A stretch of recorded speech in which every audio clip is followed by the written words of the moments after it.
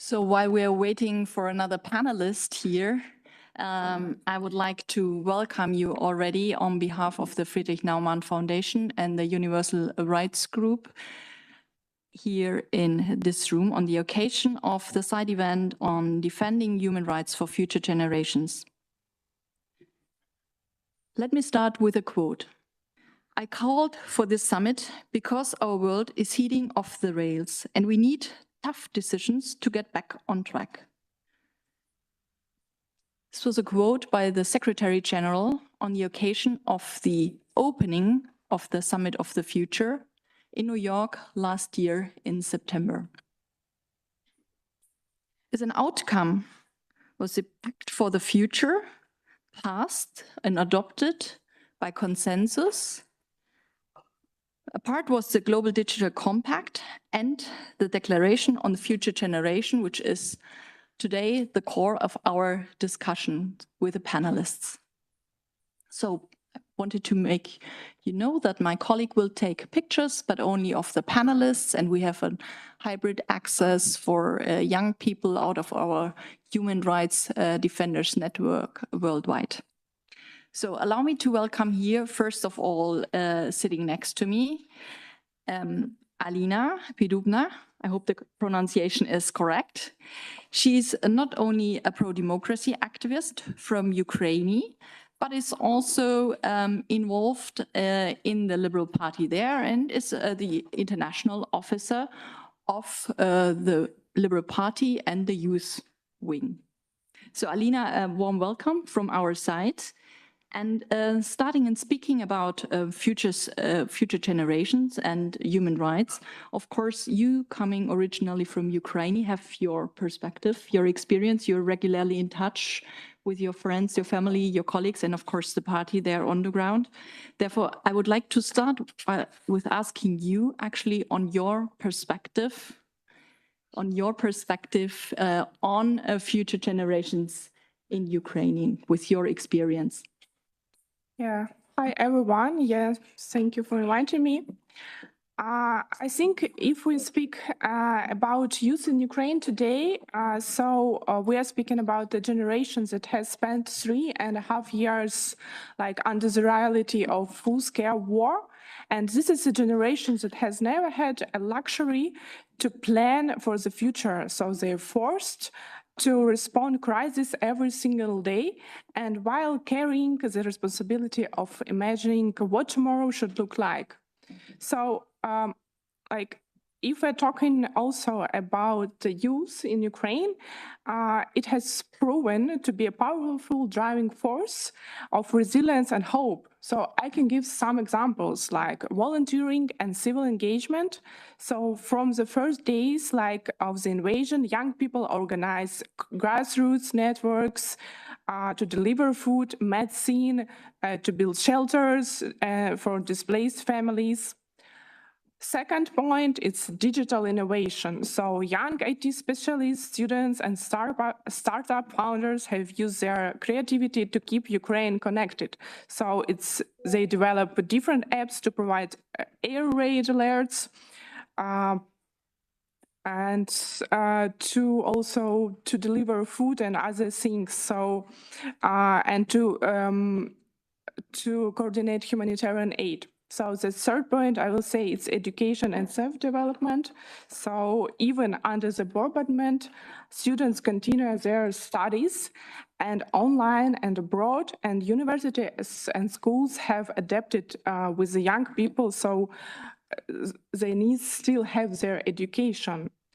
Fourth, it's physiological resilience and solidarity. So youth communities has become spaces of the support. So they organize cultural events, online exchanges, and providing this solidarity is important physical rebuilding. And the last, not the least, participation in decision making. So young Ukrainians now not waiting for some future. So we also invited to the table already. So to contributing and to discussing different points on the post-war recovery and digital reforms. So it's to be short. So, Nassam, can we say that a young generation, or the current young generation, is not waiting for the future? They are acting because they are forced to act also. Yes, I think they have no another choice to just wait. So they're starting to do something from the every first day of the full-scale invasion. So, and I think like you future generations need to have some future. So, because if we will not stop Russia or economic crisis or climate changes, so I think these people will not have this future. So thanks a lot. I would hand over immediately, as you may notice, the second younger lady here on the panel. Allow me to say that, Anna Paula. I think we are both more at the middle-aged people. Mark as well, of course, more middle-aged at the end of this panel. So allow me to introduce you Hania Knio. She's also a human rights activist and here invited as the president of the International Federation of Liberal Youth. She is from Lebanon. She's working there, based in Lebanon, but very well internationally connected. Hania, I would like you to speak also briefly about your, let's say, also country perspective in a conflict zone, war zone as well, but with a focus, give us an insight also on the current situation for the young people in Lebanon. Okay, so first, it is such a pleasure as a young woman, a young activist from Lebanon to sit here today and to bring this perspective and the realities, and as well as the president of the International Federation of Liberal Youth to talk on behalf of the young activists that everything that they really want to achieve in this life is to live a proper and decent life. So in Lebanon, we've been struggling since forever in crisis, and I would talk like here from the 2019 where we had a huge economic crisis and it affected us as youth because we have this pressure that we need to build a future, we need to build a career, and then everything that is going on in our country is going in the opposite direction of what we really dream of. So we had the Beirut blast as well in 2020, we as well had the war and the aggression that is still happening until today. So all of this would affect us and would put more pressure on us to either choose to leave the country or to stay in the country. Now, when we talk globally, when we defend human rights for future generation, it means to start by now defending the human rights of the youth that now they are actually living. So globally, when we see that the human rights, the democracy, the rule of law is being under attack, is our responsibility as IFLRI to show up, to speak up, and to be the frontliners for this. So we have member organizations from different countries, from Ukraine, from Sudan, as well. We have individuals from Palestine, from Lebanon, and from all over the world, from Venezuela, that they are being affected directly every single day by all those attacks on the human rights. So this is here our responsibility, I would say, as well, when we do see that there's youth that they are being threatened, when you have dictatorship regime as well, they are not being able to express freely their beliefs, their orientation, to express their opposition for the actual regime. So all of this, it do bring here to the table of youth that we need to say we are tired of this reality that we live, but yet we persist to be the frontliners of defending human rights because, as you were saying, we got no other choice. It's either now we build this solid ground for future generation, or we might have lots of questions from future generation about what we actually did. Thank you, Hania. This was already very impressive, I would say. Anna Paula, you've joined us now. You're a human rights officer working at the High Commissioner's Office in the Department on Environment and Climate Change. If I may ask you, and if you give us an insight and overview of the Declaration on Future Generations, but also on the legal understanding and your actually experience and expertise with it. Thank you for the invitation, and it's always a pleasure to be addressing people and being here with you all today, especially with Mark. No, I'm just kidding. We know him enough. But what I would like to say is, like, as put forward today in the global update of the High Commissioner to the Human Rights Council, there are coordinated efforts to undermine human rights and the rule of law around the world. And when states cut ties with the system or try to weaken it, when they isolate themselves, everybody loses. And I think that is something that I would like to keep this in mind as I progress with my presentation. So the outcomes of multilateralism are meant to last, to endure the passage of time, transcending fluctuations of political cycles and national interests. Multilateralism is meant to move us forward, united, not divided, and definitely not compromising tomorrow's possibilities. Then, and only then, it serves the collective good of humankind, shaping a world where future generations can inherit. This is at the essence of multilateralism. The preamble of the UN Charter, adopted 34 years before I was born, I will let you do the math, stated the determination to save succeeding generations from the scourge of war. The Universal Declaration of Human Rights, adopted 31 years before I was born, mentioned the aim to ensure that future generations enjoy fundamental rights and freedoms. The Brundtland report defined as early as 1987 sustainable development as meeting the needs of the present without compromising the ability of future generations to meet their own needs. International human rights instruments have also been interpreted to protect the ability of present and future generations to enjoy human rights. This can be seen, for example, through the Human Rights Committee General Comment 36 on the right to life, or the Committee on the Rights of the Child General Comment 26 on the right on children's rights and the environment, with a special focus on climate change. UNFCCC, the UN Framework Convention on Climate Change, and the Paris Agreement both recognize the intergenerational dimensions of climate impacts, and the Paris Agreement also refers to the importance of climate justice and intergenerational equity. The 2024 UN Declaration on Future Generations defines future generations as those generations that do not yet exist, are yet to come, and who will eventually inherit this planet, and reaffirms the needs to safeguard them. And it does the UN System Common Principles on Future Generations. The Inter-American Court of Human Rights Advisory Opinion on Climate Change explicitly recognized that the right to a healthy environment contains a collective dimension that is owed to both present and future generations.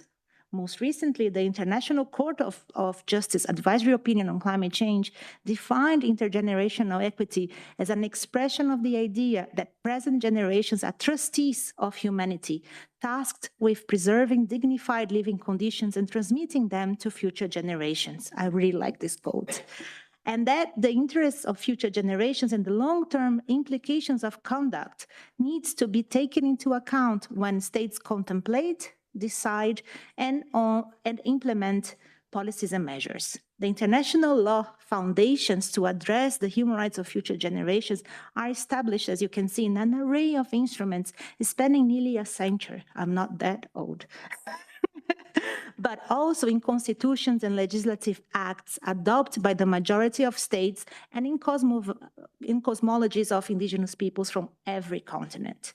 The UN provides this universal forum to address long-term global challenges like climate change, environmental degradation, and so on, and systemic human rights violations, meaning that the UN liquidity impacts on the international community's ability to protect the rights and interests of future generations. This is one of the many symptoms of an inadequate model of political responses where international governance remains often driven by short-term priorities to the detriment of intergenerational equity. In closing, our most profound duty is to generate hope, a shared force that sustains movements across generations.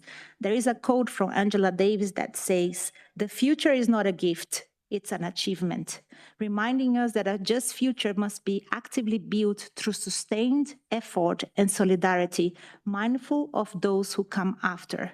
I would also like to pay tribute to young people like Hanya and Alina, sorry,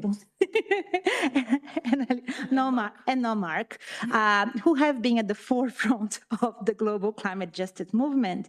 The people like you who have insisted on something simple yet profound, that the decisions we make today will shape not just our own lives, but the lives of the generations to come. Their mobilization, for example, was instrumental in the request for an advisory opinion from the International Court of Justice on Climate Change. So with those words, I'll let him thank you. Thank you, Anna. If I have may ask another question, address another question to you directly. If I understand it correctly, so technically speaking, future generation means not Alina and Hania and the young ladies here in the room, but also mainly, especially their children and grandchildren. Am I right? Yes. Here, you exist. Future generations are the ones that have not yet been conceived. They are the ones that are the offsprings of us here in this room and beyond. Yes, that is correct. That's the understanding. It's also in line with the understanding of what is in the declaration on future generations. So, Mark, we've heard Anna Paula and now Anja and Alina.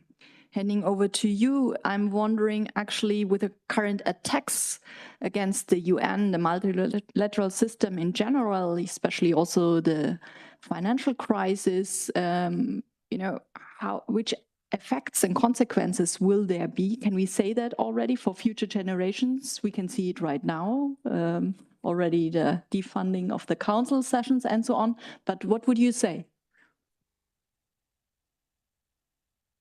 Thank you for inviting me and introducing me as a younger person. That's very diplomatic and clever. I like it. Not young, not old, but younger. Actually, just touching on the question you just asked, I think this is important to start with, this difference between future generations and younger people. I'm going to say something a bit controversial here. I'm not a big fan of this future generations. I see it as a bit of a cop-out from the current generation to say, we have to, not leave things to the next generation, but they're the important ones, so we have to sort things out for them. We need to sort things out for people now, including, and I would say especially younger people. That's why I prefer the focus on younger people. In terms of your question, I would say yes, clearly the UN, including the Human Rights Council, I would say the whole human rights pillar, and wider multilateralism, clearly it is a crisis. I'm a historian by background, so I've always been a little bit hesitant in the past when people are talking about this crisis or this crisis to concur with them, but I do think at the moment there is clearly a crisis fueled in large respect by right-wing populism in the West, and by people who frankly don't care at all about international law, like Vladimir Putin, and probably Donald Trump as well. So the question is, what do we do about it? And here, I was giving some thoughts as I was listening to you both. I really think it's useful, and this is the subject of today, of course, to focus on young people. Everyone always says they are the future, which is a bit corny, perhaps, but I mean, it is important. If we can't sell the UN and multilateralism to young people, then we should give up. I remember when I was growing up, the UN was pretty cool. I remember the first time I came to Geneva and saw the Palais des Nations, which I'd read about from the time of the League of Nations. I was really impressed. I don't think it's cool anymore for most young people, at least the ones I know. So how do we do that? Well, first of all, I think we have to be, and I'll take the Human Rights Council as an example, we need to be more relevant. Including to young people, for example, and some of this has been already discussed, and I think here we're doing pretty well, actually. We should be focused on emerging human rights challenges and things that are of concern to young people, like the digital world, making sure that young people have access to it, of course, but can do so in a safe way, so they're not exposed to hateful content or violent content. maybe questions like, should they be allowed to take their mobile phones into schools? This is the kind of thing I think we should be talking about, the Human Rights Council. We are to an extent, but not so much. But the Human Rights Council has been pretty active on digital tech and human rights. Another that I would give an example is environment and climate change. Here again, I think we have been pretty good at the Human Rights Council. You know, we passed resolutions on human rights and climate change about 16, 17 years ago now, and then recently the Human Rights Council, followed by the GA, recognized the right to a clean, healthy and sustainable environment. And I was involved in that campaign, as you all know, probably. And I was working with the core group, especially Costa Rica, but also the then special rapporteur. And we created a kind of online group to support the recognition of the right to a healthy environment. And that online group was made up of young people and children's groups.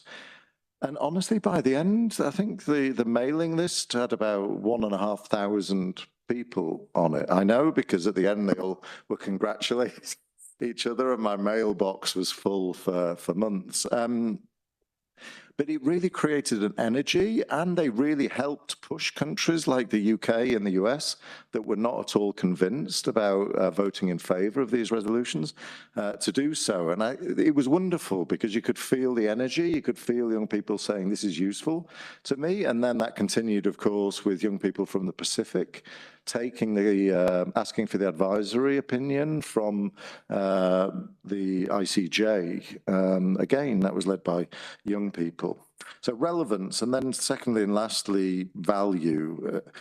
You know, I sometimes despair with the Human Rights Council, because we keep saying that we need to demonstrate implementation and impact. We need to show people, especially young people, that what we do here in Geneva is relevant to their lives and brings value to their lives. And yet instead we're stuck in room 20, or now the Salle des Assemblées, you know, having completely abstract normative debates and negotiating now yet more international conventions or treaties on unnecessary things like the third optional protocol to the Convention of the Rights of the Child and various other things. And we should be really focusing instead on demonstrating impact, showing, not only demonstrating and measuring impact and focusing on success stories, but also finding cool ways to communicate that. For example, by using audio-visual short videos to show the difference the Human Rights Council has made to people's lives, individual case studies, success stories. Yeah, I'll stop there.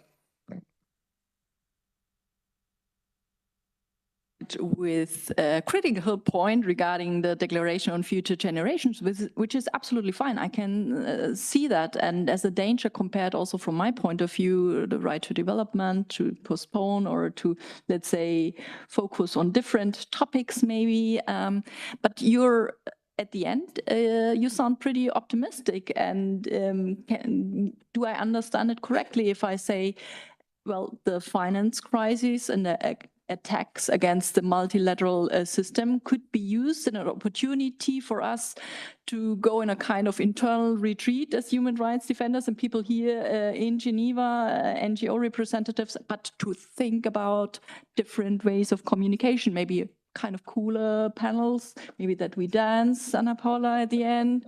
We're, by the way, born in the same age. I made the counting. Is it right there? Do I understand that it could be chance as well? I think, you know, we have this expression in English, never waste a good crisis. And let's face it, the UN generally, and of the UN, different parts of the UN, the Human Rights Council, in my opinion, is the part that's working the best and has been for a long time. So it's not a case of all is lost. But if you compare it with the Security Council or ECOSOC, it's working pretty well. But we have lost our way, I think. I mean, we have become a bit of an ivory tower.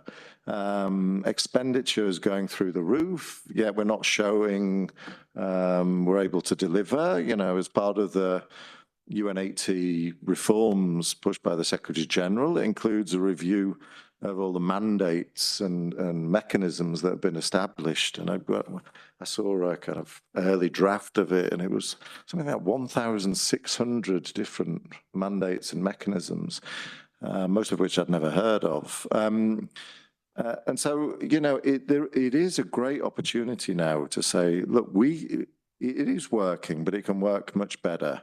And so now we need to use the financial crisis to say, yeah, we need to consolidate, rationalize, and pivot away from the kind of geopolitical debates and discussions that characterize the Human Rights Council, and more into showing impact, implementation impact, and then communicating that. And, you know, as you know, we've Universal Rights Group, we've worked with UNICEF, UN Women, UNFPA, and others to actually track the implementation of UN recommendations down to national level. And across the 60 or 70 countries we've looked at, we've seen really impressive levels of implementation. So it is working, but we need to get a lot better at communicating and focusing on it.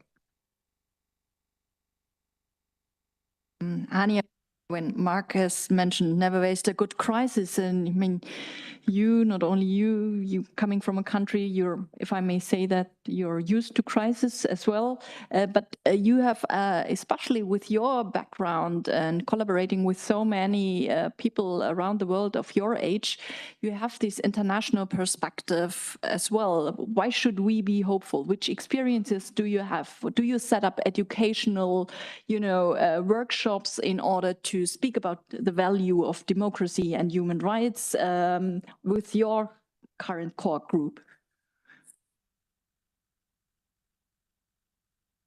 Yeah, thank you for this question. On a national level, I would say that the Lebanese people indeed went into lots of crises. Like when we do talk about that, it might be like just some wording that we are talking about here.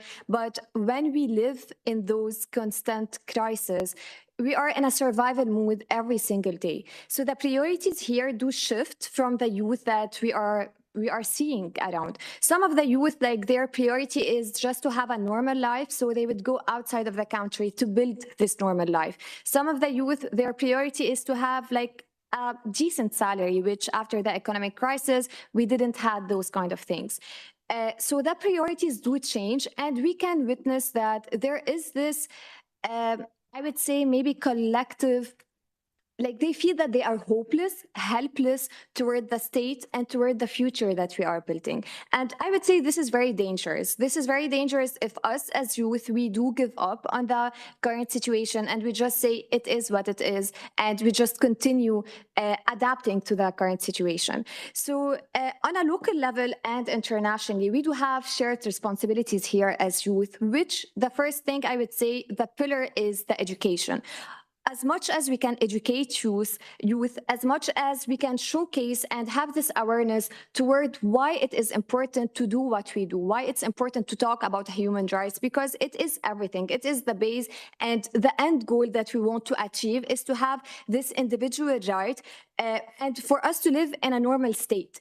So I would re-say again and stress about the first pillar, which is the education. And at IFLRI, we dedicate lots of our efforts into having seminars and workshops to educate youth from our age about what does it mean accountability, what does it mean the rule of law, the individual rights, the democracy, why it is important to talk about it when it is under attack. And we know that we have different background of youth that they are coming and gathering in our GAs or our seminars. Some they do come from war, some they do come from a corrupted country, and some cannot actually speak up about their own rights. So this is the second thing that here I will also love to mention is the support and the responsibility of us as youth to speak up about our current situation and to speak on behalf of other youth that they cannot speak up. So And also, like, I would love here to mention and stress about the accountability part. Even when we do see that the international law is being abused every single day, that we should not let us give up on the importance of the international law and to ask for accountability to integrate this international law into our system. Thanks a lot. And would you say that a broad majority of not only your generation in your country, but worldwide could be, let's say, could be motivated to set up a new human rights movement compared to the climate change movement? What I would prefer, and I think Mark and Anna Paula would be immediately on board of that. Do you see, is that possible? Because if we look at election results, it's quite often also that the young people actually vote for the right populist parties, right?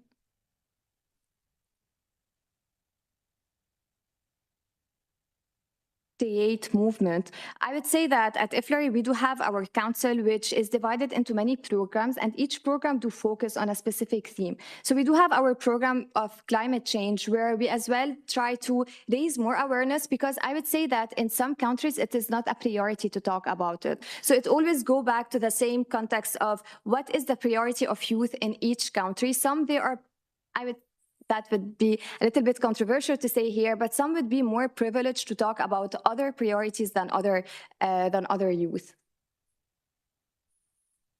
Thanks a lot. And Alina, same question to you. I mean, you're really in a war situation. You've mentioned already this also pragmatic things that your generation does already, but do you see, even though, of course, we can only here in this room imagine how desperate this situation must be after 3.5 years of the war, but do you think that your generation in Ukraine can be the driving force towards rule of law, human rights, to supporting the multilateral system again?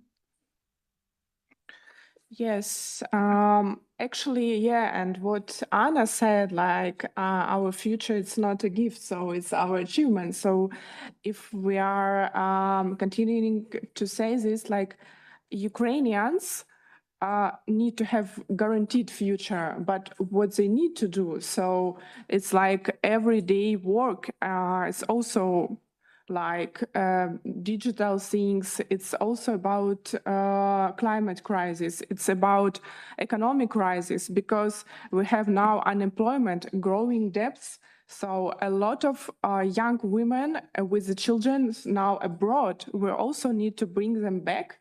And like a lot of men are dying at the war, at the front line. So actually we like don't have that much. So if the war will be a next few or more years, we will not have the population even to have the new population. So it's also a big problem. So as Hania said, yeah, now maybe the climate changes, it's not the topic of Ukraine, because we have more important things now, but as well, but Russia also like bombing some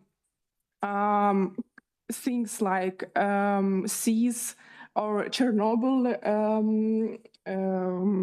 factory. So it's also climate changes. So it's depending on a lot of things. But if we are talking also not only about Ukraine, but globally, so like future generations will face even harsher reality if we will not act.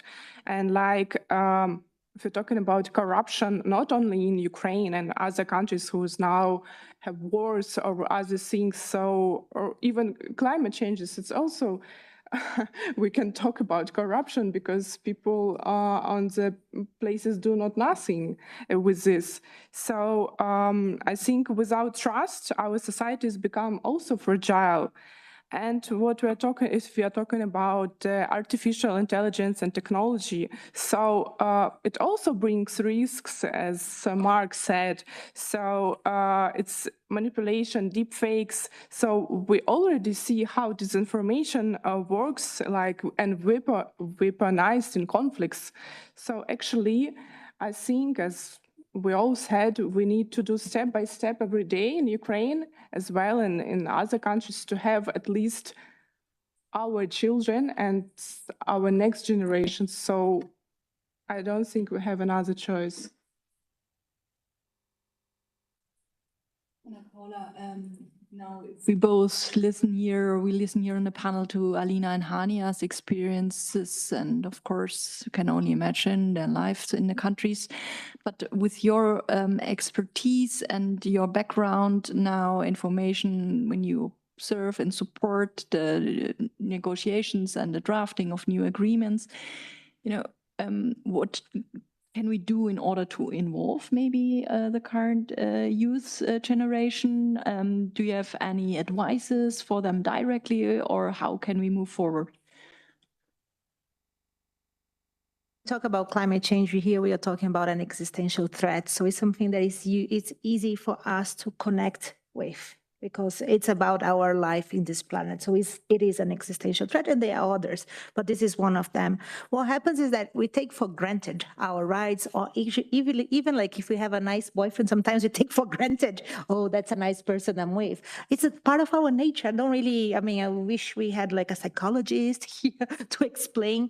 And I think it happens the same with rights. We have, especially in the global north, you come very comfortable in a position where you don't need to fight for your freedom of expression until that's taken away. You don't have to fight for the right to peaceful demonstrate until you are, and you are then going to jail. So I think that there is a moment, there is so much setbacks that people are waking up for. It's like, maybe we were too, we just looked to the other without thinking of how to promote that environment where rights are accepted, my right, your right, and we can all live in peace. I think we end up creating divisions more and more. And look, in the situations that Ukraine and to a certain extension also Lebanon have been going through, it's hard to be a youth when you are, first, I think that there is a lot of pressure on you, like you have to save the world. You shouldn't feel like that. We should also take responsibility of our share. I think our generation didn't do as great. I think some older generations did a lot more, and then I think we got lost a bit in the middle, and that is where we fall.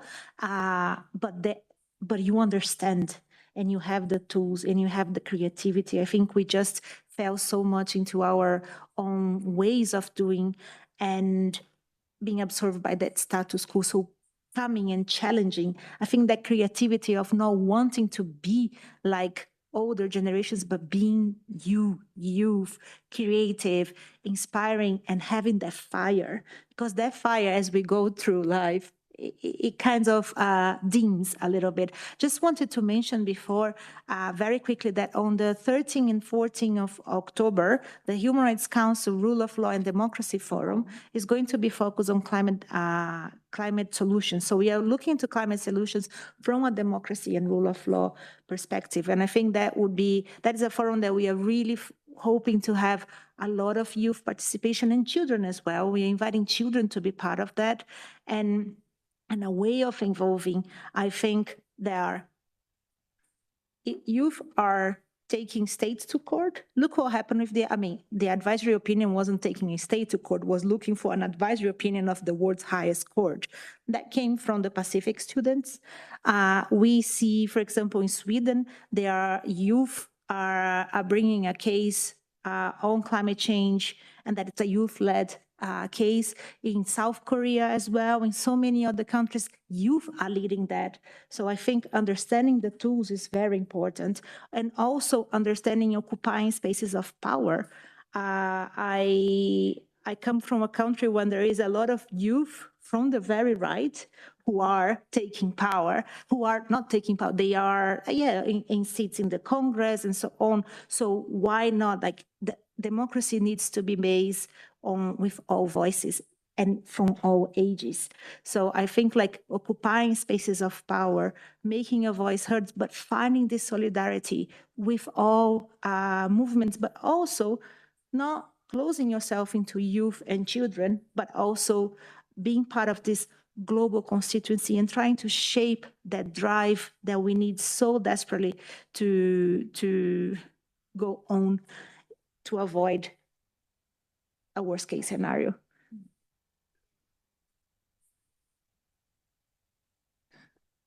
It's a bit hard after worst case scenario to find actually a new question. But Mark and Hania and Alina, I was wondering, actually you all of you and Anna Paula, of course you as well, you made already recommendations which we are going to note down, and good recommendations if I may ask you. But having you here on the panel, and I would like to invite you audience also to prepare yourself for questions if you would like to address questions to the panelists. But allow me to ask you a last question from my side. Which recommendations, specific recommendations regarding the communication? How should states, governments, but here especially also the UN or the Human Rights Council, probably try to better communicate the successes instead of maybe only uploading reports and resolutions in somewhere where no one finds them? Actually, which ways of communication are the best communication to address your generation?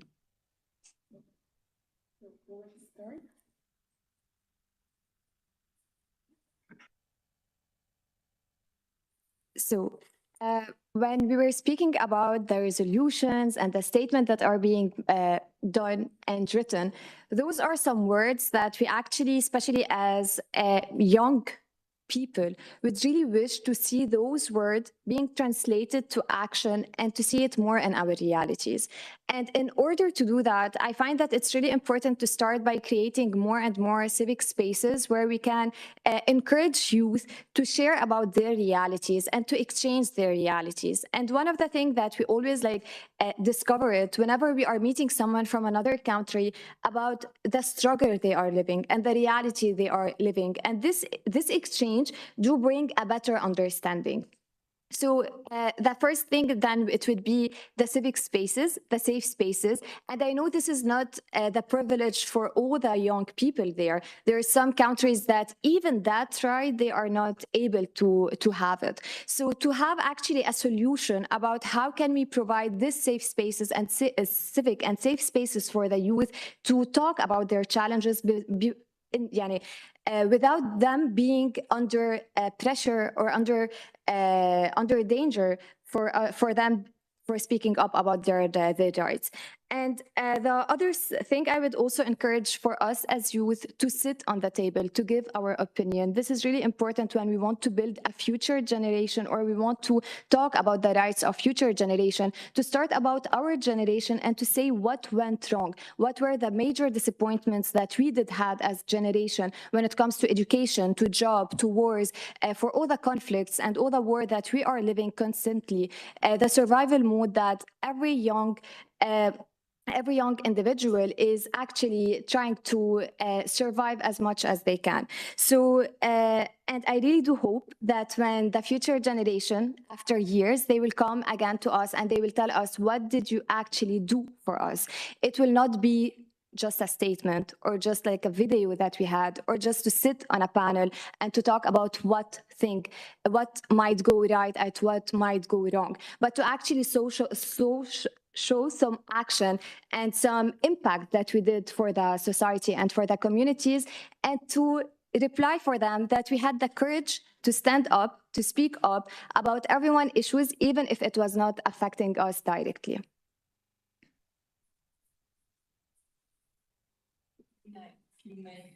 Yes, actually, I told like in the beginning that we already had these places, like social places for people where they can come with their problems. So it's a physical or social or other. So people with PTSD, we also have these centers to help these people. Actually, what we are as a youth, so it's mostly like what Ukraine and government doing, but what we as a youth wing and the party doing, we're also making special events where people can discuss their problems. We also organize a lot of like youth councils on the local grounds and also under all the ministries of Ukraine. So there we have youth from different I will say it's also like climate changes or medicine and everything, so they can discuss different things. And now we are starting also to promote youth councils under the embassies of Ukraine around the world, so we can also bring the youth back. So we are like having this, I will say, offices or spaces like everywhere now, so to discuss more problems with the youth and with the children. Thank you. This is already a good idea. And I think, Mark, you would agree with me. You've mentioned storytelling and impact as measures. When you're now listening, after listening to Alina and Hania, what would you recommend and pick up immediately? If we would have enough money to do everything what we want, what would it be? Of things wouldn't actually take much money. In fact, I think if we undertook a meaningful reform of the UN human rights system, we would save a lot of money. I mean, a lot of the mechanisms and mandates that I've talked about are incredibly expensive. I mean, we spend millions and millions of dollars every year on these things. When in fact what we're talking about here, showing relevance, implementation, impact, making the UN, including its human rights system, interesting and valuable and relevant for young people, I don't see it would be expensive. In terms of recommendations, as you asked for that, I would have three. I like always giving recommendations. Firstly, I agreed with the idea of civics. Well, both of you talked about civic space. And I think especially for young people, but also other rights holders, this is incredibly important. I've been saying, I've been here, I am an old person, even if I said differently at the beginning, and I've been here since 2006, firstly as a diplomat, and in both the institution building negotiations and the 2011 reform of the Human Rights Council, I really pushed this idea that we need to get much better at bringing the faces of rights holders and their stories into the Human Rights Council, either in person, which means encouraging Switzerland and the US to make getting visas easier than they do, especially when it's people from developing countries, but also, you know, through videos and storytelling, as you said. So I think, you know, civic space, bringing the faces of youth and other rights holders into the Human Rights Council to stop it being such an abstract place as it is at the moment. Secondly, and you touched on this when you somebody mentioned that often these days young people seem to be voting kind of far right, populist, which is really true and it's really worrying, I think, especially in the West. And I think a lot of the reason for that is because we've become very bad at explaining why human rights matters to people.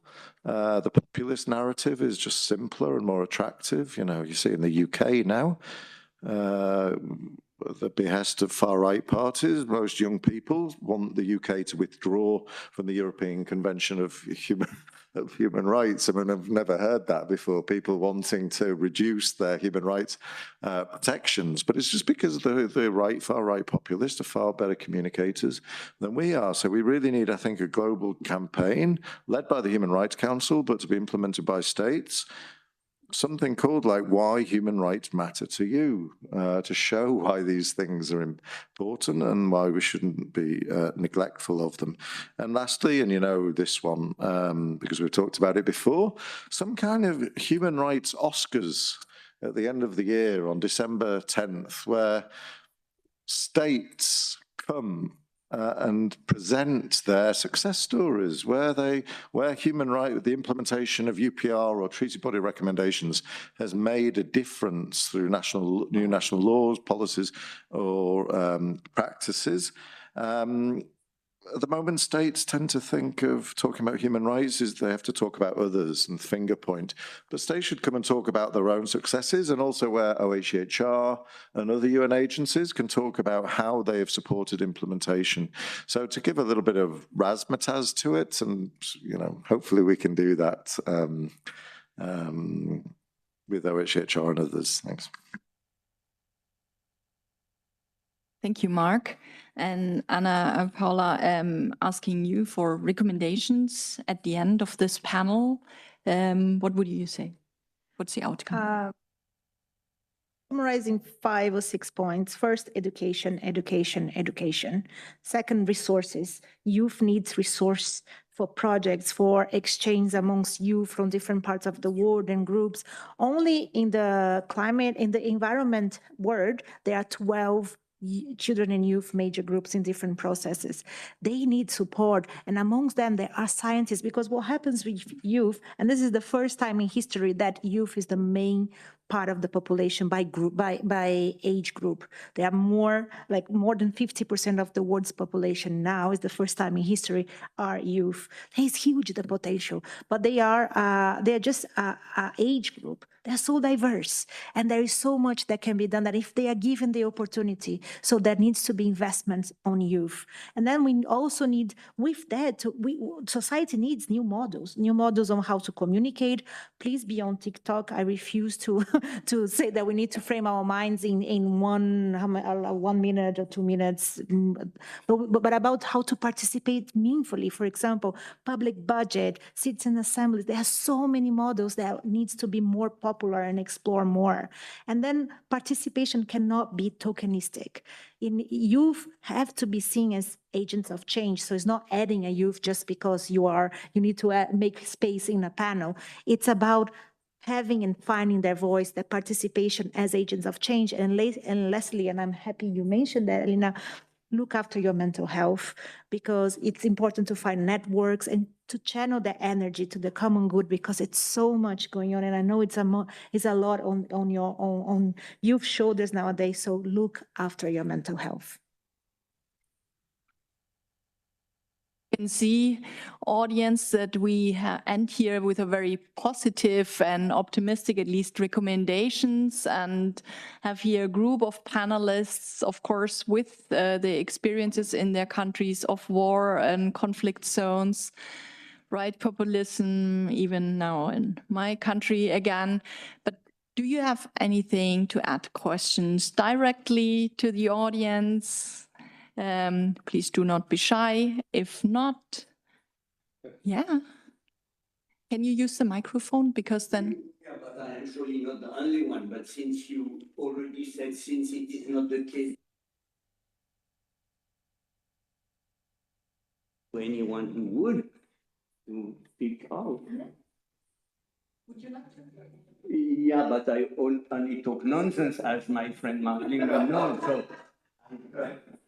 okay, volunteer. No more than I do. We have heard here very touching things about the voice of youth and the need for the senior to listen, if not to give way to the youth. While you were talking, I have been checking the biography of Friedrich Naumann, who was in a way a populist. And I am not sure that what we heard here is very respectful to the life, thinking, analysis of Dutch people. He is not the only one. So what I mean, because it would be a very long discussion, is that the issue of listening to each other between generation and who is trustee of whom, it can be turned one way or another one. What the Israel policy claims that they act as trustee of their foreigners, but some other would say they do just the opposite. So I would, maybe I congratulate you for your enthusiasm. I remember that some months back, maybe 2 years back, self-proclaimed leader of human rights, Bernard-Henri Lévy, he was attending a workshop, more than a workshop, a big meeting on Afghanistan. These are comments. We have only 5 minutes. Yes, no, not but comments, it is not my fault if you all talk until 5 minutes before the end. Sorry. So if we are not welcome, I will go. But I would say, I will just end that Bernard-Henri Lévy went teased, but because he was very leftist as the youth, a Maoist, when the populists could not seduce the young because of the simplistic attitude. He was still on that, and he said it is the role of us elders to teach the young not to repeat the same mistake. So please don't repeat the same mistake and be open to debate, and even to debate with people who do not just shyly ask a question to those who know at the podium. So thank you. Thank you very much for your and comment. I will read the complete works of Friedrich Naumann, who was a great friend of Wolf, the leader of the press. And we are here and have a human rights hub. You may have noticed that we have a human rights office and are doing human rights work worldwide as Friedrich Naumann Foundation. And even because of our past, right? Because the motto is never again, which should be the driving force for each human rights work. And the focus today was especially because we wanted to invite the young people here, the young two ladies, to focus on the Declaration on Future Generations. And today, as a topic, since we do not have, as you may have mentioned, not enough time, not to focus on the responsibility too much of the older generation, which I completely share with you. So thanks a lot for your comment. You that I only talk nonsense. Prove it. Absolutely. And we agree with you in most of the points you've made. So now probably no one is willing enough to have a question, but if I cannot see everybody here in the back, then do not hesitate. And I will wait the moment. Can I just say that I'm here with 3 interns of in our team, Carla, Sofia, and Juliana, and yeah, I'm very grateful that they are here. And when they heard that there was an event on future generations, they were like, "We want to come," we want to come. And so, just in case they would like to say a few words, or not, though putting you on the spot, but since we have like 2 minutes left, no? 2 minutes left, of course, to mention, ask questions, but as said, no pressure on you. And actually, this was the idea, to focus on the Declaration on Future Generations again. You know, after 1 year, it was adopted by consensus. And even though Mark made his critical comment at the beginning, as I said, which I share with him, but I think it should be the generation of the younger people to focus on current responsibilities, to try to save the system we have, to try to save multilateralism, but also the human rights system of the UN, because the attacks are really grave right now, not only due to the fund. But if you allow me to invite our 2 colleagues here, because they've traveled so far, just in order to join us here today, to give them the opportunity for one last sentence here, that you could like to address here to the international audience listening to us as well. So I think if to be very short, so every decision we will take now, I mean, not here, but globally, whether on peace or security, on global debt, on climate action, or on technology, will define the world that our children inherit. So I will think we need to start working on it.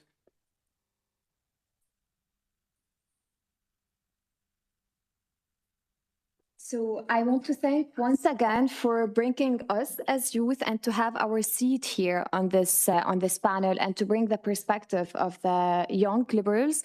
So as the International Federation of Liberal Youth, we are committed to always defend human rights, the rule of law and democracy. And we welcome everyone that is also want to be the frontliners when it comes to that.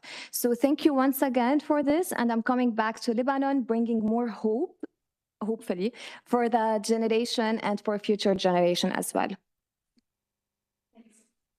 Thanks a lot, Tanya and Alina, Mark and Ana Paula. I wanted actually to end with a quote by Antonio Guterres as well. During his opening remark, he said, "We are here to bring multilateralism back from the brink." But I think that Ana Paula's quote was much better to end here this panel also with a positive note. Therefore, I would like to invite you, Ana Paula. to repeat it again. This quote is from Davies, and it says, "The future is not a gift, it's an achievement." Thank you very much for joining us today and to be here with us. Also in the audience, in the hybrid, online. Please follow the work of the Universal Rights Group, IFLRI, and the Friedrich Naumann Foundation's human rights work. Thank you very much.